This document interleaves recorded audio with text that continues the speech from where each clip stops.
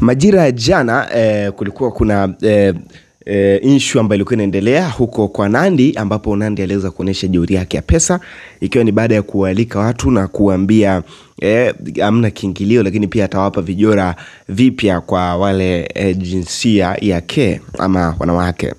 So vigoma vilipigwa kweli kweli, ikiwa ni kama vile tu kuendeleza pale walipoishia Billnass pamoja na Nandy.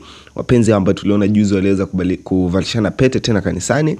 Kwa umekuwa ni muendelezo wa harusi zao ambazo haziishi toka kutoka kama miaka mitatu nyuma hivi tumekuwa tukishuhudia event mbalimbali na harusi ambazo wamekuwa wakizifanya, hafla fupi ambazo ni kama vile kufurahia na kusherehekea ndoa yao. So ambacho kimeweza kushangaza watu wengi sana, hili jambo aliweza kuwapo Uncle T ambaye watu wengi wanasema kwamba ame left group.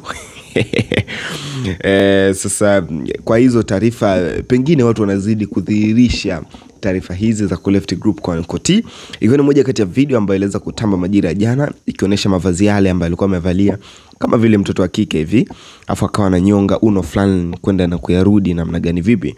Unaweza kutazama jinsi alivyokuwa amevalia, yani ni sketi so sketi, buga so buga, mimi sijui kavaa style gani. So watu wengi walikuwa na comment kufuatia hii video. Nebu itazama, lakini baada hapo tarudi kwenda kusoma comment na baadhi ya maoni ya wadau walikuwa wanasemaje kufuatia maono haya ambayo ameweza kuionyesha Uncle T majira ya jana katika party ambayo iliweza kuandaliwa na African Princess. Hapa si mwingine anamzungumzia official Nandy, ambapo wasanii wengi of course walihudhuria. Alikuwepo pia Wema Sepenga ama Wema Sepetu, Lulu Diva, wasanii kibao sana walikuwepo, The Real Paula Kajala, mpenzi na mke wa Omari ama Mario. So mtu tazame hicho ambacho alikuwa anakifanya Uncle T, lakini baada hapo tunaenda kusoma maoni ya watu walikuwa wanasemaje kufuatia hii clip ya bwana huyu.